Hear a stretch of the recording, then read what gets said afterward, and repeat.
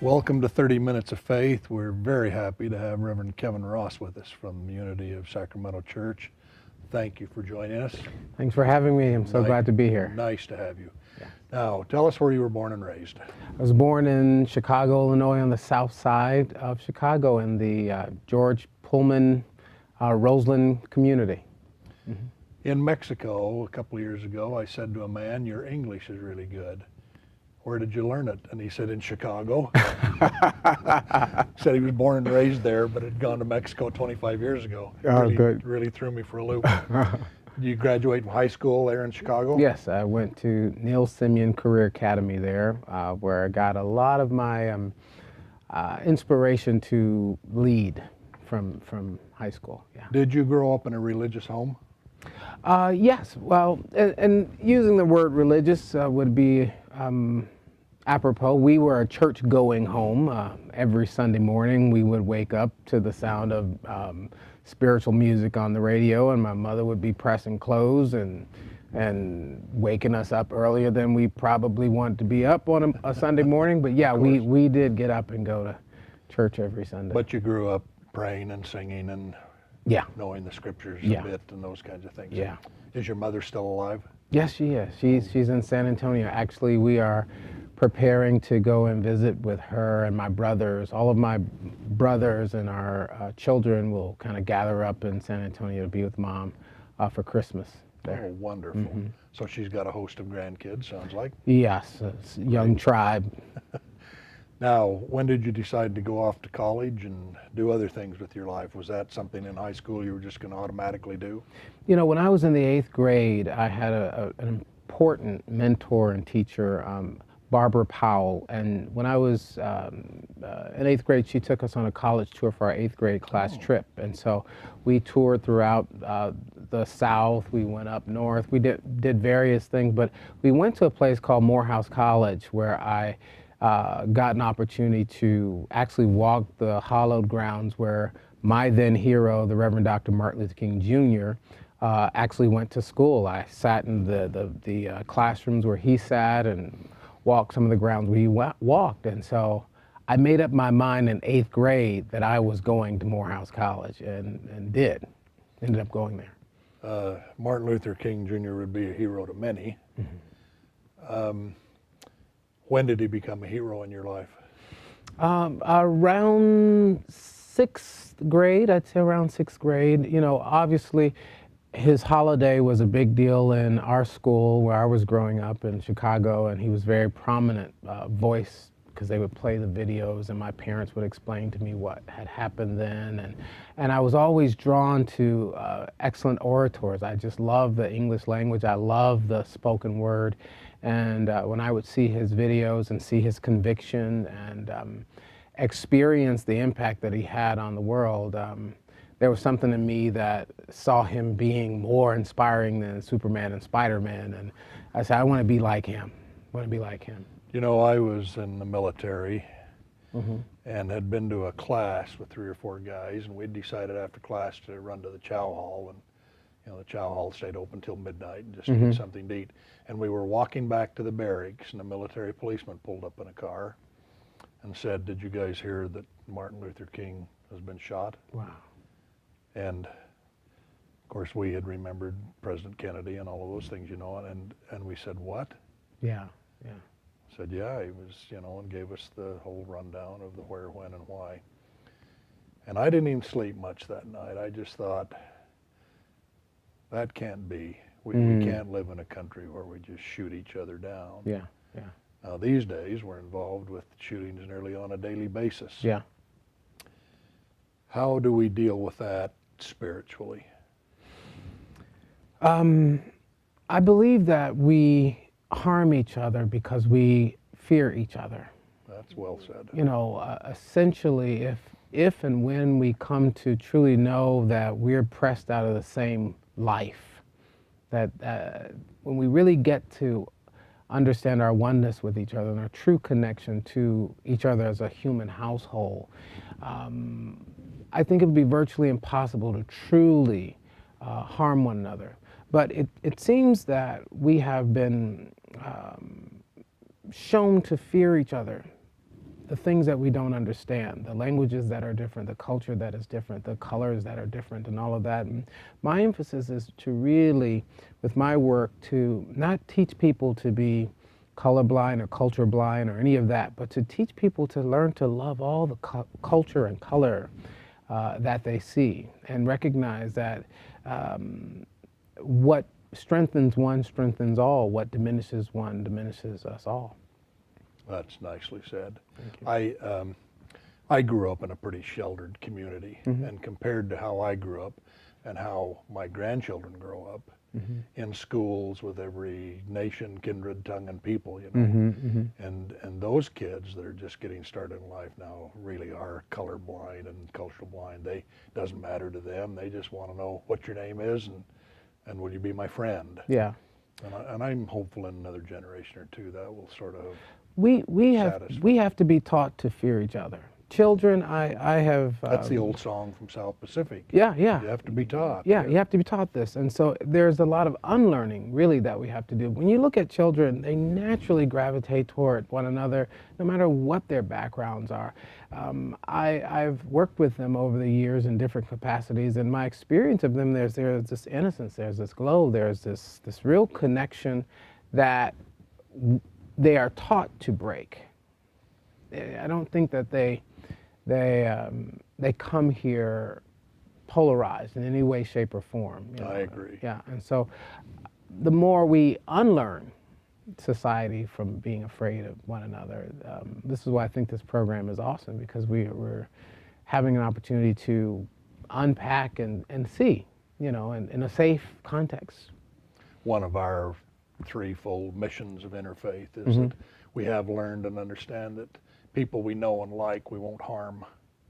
Yeah, that's very true. We become friends, and Yeah. we no longer care much about backgrounds or Yeah. color of skin or any of those other things. We just have Yeah. a friend, and we want to be friends forever. Yeah. How are your children treated? How are my children treated? Well, they're treated quite well. You know, it's an interesting question. My children attend our Sunday school, as you know, at Unity of Sacramento, and one of the Sunday school teachers. I mean, they're treated royally, but one of the Sunday school teachers, you know, was very shy recently. So she came up to me. She says, "Rev, I don't know how to break this to you." I said, "Well, what is it?" She says, "Well, I don't know how you're going to take it." I said, "Well, what is it?" She says, "Your eldest daughter has just been cutting up in class." I said, "Well, you're going to have a job, right?" And that wasn't a big deal.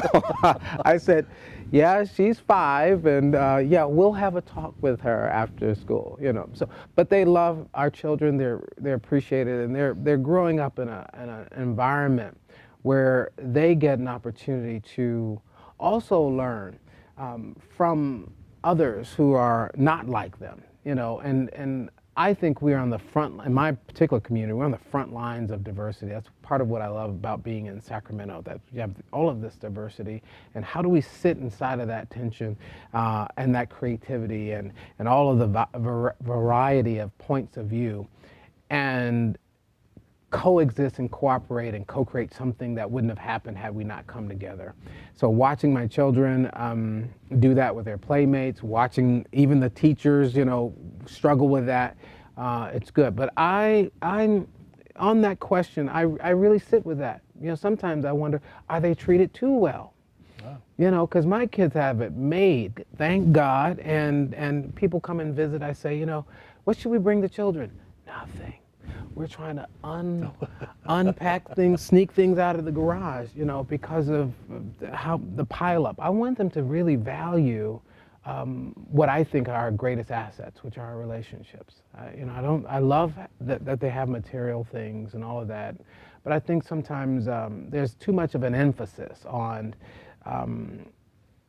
giving material things to show love and compassion. I think time well spent, quality time, and a good connection, just a good connection with another person, another living person is often all we need. I'm in agreement. Now tell us how you came to Sacramento. I was preparing, I was actually a candidate for my home church that I grew up in Chicago. And it turns out that they deviated from that search process and brought in someone who wasn't in the process at all. And, and so I said, okay, God, well, if this is not it, you know, I thought I prepared my whole life for this. This was going to be my next step. And I said, well, I began to be itinerant again. You know, for several years I have traveled the country in different parts of the world, taking the message out, and I have a life coaching practice, so I've been able to work with people one-on-one, and my wife and I have a camp for teenagers that we've been running for several years. So I got back to that. But I was also in a space of, you know, inquiry, what's next? I mean, where am I going to land? And I get a call from someone who wished to remain anonymous, who says, Really? Who says there's a movement afoot to have you as the new senior minister at Unity of Sacramento. Now, I had spoken at Stanford and what's this other, San Diego State, and some of the other, I'd spoken all around the UCLA, all around the region. I'd never even been to Sacramento. So I said, well, who and how, and you know how that is. How do they know me? So obviously I began to investigate and talk to our worldwide headquarters and got information and kind of gotten the flow of this process. When I discovered what Sacramento is and what the composition of the community was, I was very excited. One of my spiritual mentors was a 1923 graduate, Dr. Howard Washington Thurman, who was also, you know, Morehouse graduate, but he was also a mystic spiritual teacher. He's one of Dr. King's inspirations. He was one of the first people to meet with Mohandas K. Gandhi to, you know, usher the nonviolence philosophy into the United States. And in the 1940s in San Francisco, in the 1940s, he had a multi-ethnic, multicultural church called, I think, the Church for All People. And I used to say to myself when I was in school, wow, if I could do something like that, that would be awesome. And so when I get this call and discover Unity of Sacramento is such a place, I just leap.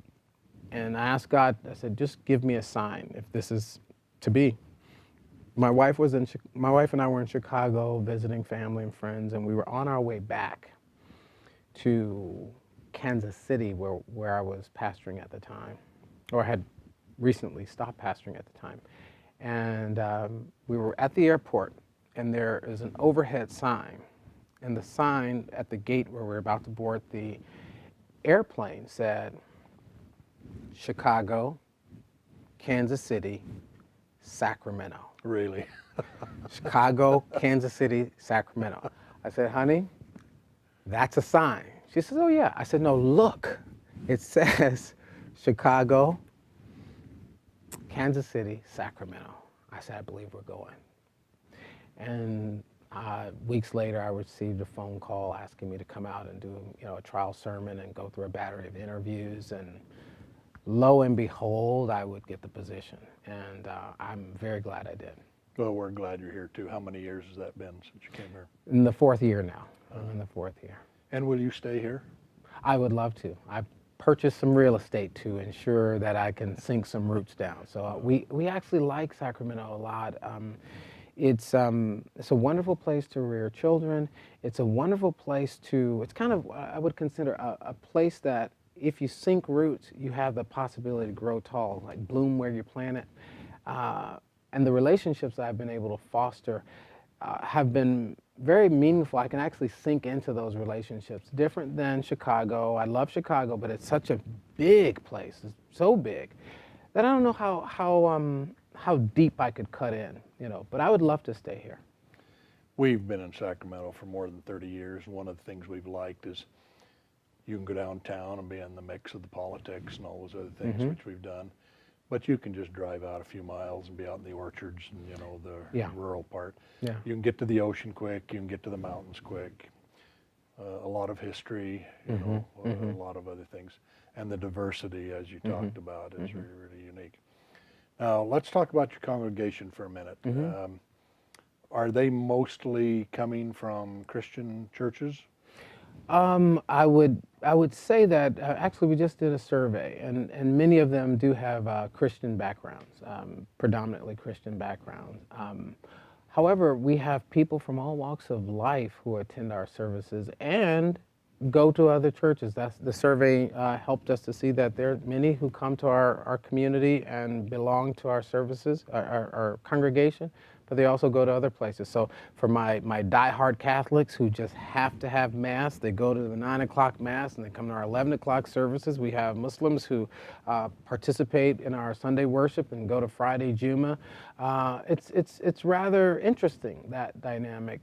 And I think it's something about, speaks something to the philosophical approach to unity, that it is not our intention to tell you what to think, but to provide a context in which you are able to think freely for yourself, choose freely for yourself, and shape your own spiritual destiny. And we offer what we feel are universal spiritual principles based on the teachings and example of Jesus Christ, but we feel that those teachings are not exclusive, mutually exclusive to That's a good way to say us. that. Yeah, I think that those principles can be found in other traditions as well, and we honor all paths. We honor those paths, whether or not it's our predominant point of view. We create a safe place for people to land who are from other points of view. When I was in college, more than 40 years ago, I read a book, don't remember the man's name right now. It wasn't a very long book, it was just about theology, and it was just something that caught my eye. And one of his comments in there that I have sort of lived by was that God could become God because he learned how to rule and overcome the laws of the universe. But that he did that based on agency, on choice. And once he did that and overcame that and became God and then would create, you know, sons and daughters, the great underlying concept would always be agency. He would not force us to do anything. We've got to come along and learn it ourselves. And all things. That just leaped deep into my heart and it stayed there ever since. Now, is your camp that you and your wife running here nearby, or do you go somewhere far away to do that? For the last several years, we've run a camp, 501c3 called Teen Dream Camp. It's a not-for-profit organization committed to interrupting patterns of teen self-sabotage and suicide by launching the dreams in the hearts of teenagers early, waking them up to those dreams. And over the years, we've hosted it on various college campuses. Currently, it's being hosted on the campus of Lynn University, where the last presidential debate was recently.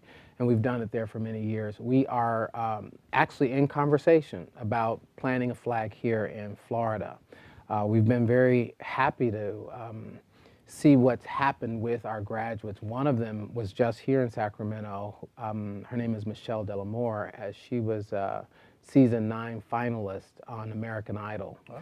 And so we've tracked many of them. Another I just saw when I was in Chicago recently, she just wrote a book about her mother, 10 lessons she learned from her mother before she passed, Faith Walls, you know. So we've been able to see that there has been an impact. So we are in conversation about building a base for the camps here in Sacramento. Literally, I was just talking to one of the local justices about how we can partner together to do this in the area.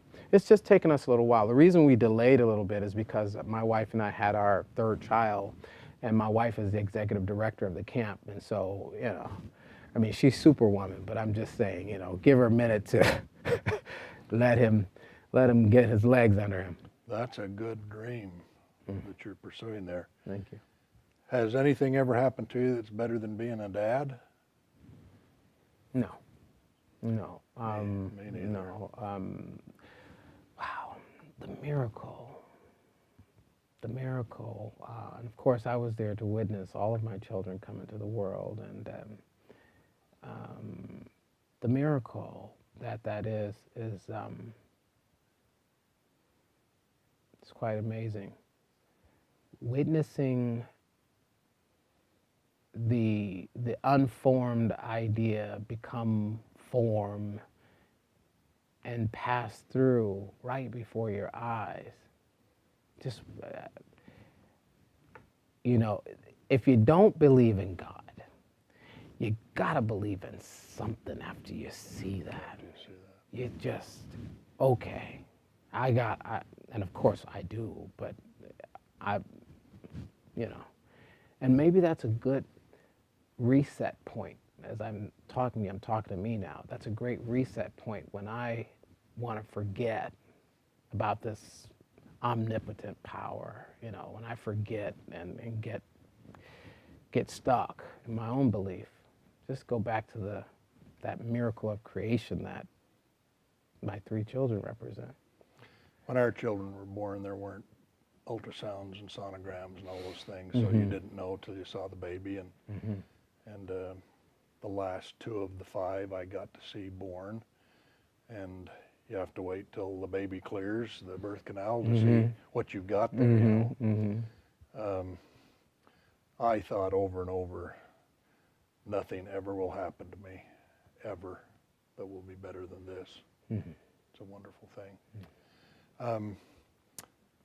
Where do we go in our society? And let's just talk Sacramento. Where do we go in our society with so much negativity and what I sometimes call the crud and the corruption? How do we overcome that? What do we do? I think one of the first things that has to occur in order for us to overcome the crud and the corruption in society is to really go down deeply enough in ourselves first. Good point. I think there's a bridge that connects all of us, and if I go down deeply enough in myself, I come up in everybody else, and then once I can truly understand the part of myself that is violent, the part of myself that is uncaring and insensitive, etc. When I can really be honest with myself about those aspects of my personality, then I'm capable, maybe not condoning, but I'm capable of understanding how an untrained consciousness, an untrained and unguided soul can move to such extreme levels. And then I can step forward with a little more compassion about how we address the issues in Sacramento. And I think another key that can never be too much overestimated is dialogue. There's great value in providing a neutral ground where people can have dialogue around issues that face our common humanity, our common citizenship. And I'm not talking about Jerry Springer screaming matches. I'm talking about communicating in such a way that brings forth a level of vulnerability, that I can get a sense of your struggle, and you can get a sense of my struggle, and I can get a sense of your joys and successes, and you can get a sense of mine. And I can admit, I've been watching you, and I love everything you're doing over there at your church or in your neighborhood and all of that, and not run the jealousy bit, trying to co-opt and undermine, but kind of say, can you show me? Can you show me how you all cleaned up your neighborhood? Rather than hating the person who figured out a way, muster up a little bit of humility and say, man, that's working over there. Can you show me how we can do that here? When you talk about dialogue, 4 or 5 times a year, I get asked if I'll be a arbitrator and a moderator and a judge, sort of between a couple of groups. And one of the groups will almost always be a faith-based group, and I think that's why they decide, let's call Interfaith, and maybe they'll help. The other group might be a cultural group or a civic group or, school, club or whatever. Every single time that we sit in those, down this row of the tables, 4 or 5 and 4 or 5, and there'll be an attorney representing things. Every single time, 5 minutes into that, one of them will say, well, how come we never heard about that? Or, the other one will say, but you never said that, and it's all about this dialogue and communication. And I'm sitting there the whole time sort of thinking, well, I'm just supposed to listen here until they, have had it out. But I'm thinking to myself, come on, you guys, you could have settled this yourself 5 years ago, sort of deal. So dialogue's a wonderful thing. It matters. It matters. It does. What do you do hobby-wise and things if you have a minute of free time? I love to roller skate, so that's a fun pastime of mine. I love to dance salsa merengue. For many years, I've lived in South Florida, and that little salsa merengue bug got a bite of me. And I enjoy reading, so I take some time to, and I'm not talking about required reading. I'm talking about recreational reading that I don't have to do for work. That inspires me. I just went back and read Tom Sawyer, which I have not read since I was about 15 or 16 years old, and enjoyed it more than I dreamed I ever would. It was a lot of fun. Yeah. Now, I saw the book about dressing and understanding and pursuing. Tell us a little bit about that, would you please? I've written a book called The Designer Life, Distinctions for Living Your Life by Design and Not by Default. And the intention with The Designer Life is to help people to become victorious over circumstances, positive transformers of community and leaders of society, and to find ways that I have been able to collect over time that are practical solutions for aligning your purpose with your passion and finding a way to do meaningful work in the world out of that. Way to go. Thank you. Well, as we sort of come to the close today, one of the things I always like to ask is if you could wave a magic wand in your life and you could make something appear or disappear or fix or repair or whatever that would fix us in this world, what would that be? If I could wave a magic wand and something would appear, it would have to be peace on earth. I would go for it. I'd wave that magic wand for the outbreaking, just a spontaneous outbreak of peace everywhere at once, and to see what that would be like. Just to witness it for a second would do my heart well. Wouldn't that be a wonderful thing? Yeah. Lastly, I wanted to comment on Rev Kev, if I might. Long years ago, I was a Mormon bishop, and the youth took to calling me Bish Fish. And I was walking across the college campus where I was speaking not too long ago, and I heard somebody call out, Bish Fish. And I knew immediately it was one of those youth. Thanks for being here. Time flies by quickly. Yes. Appreciate it. It's nice to visit with you. Thank you. Thank you God very, bless. very much. Yes, indeed.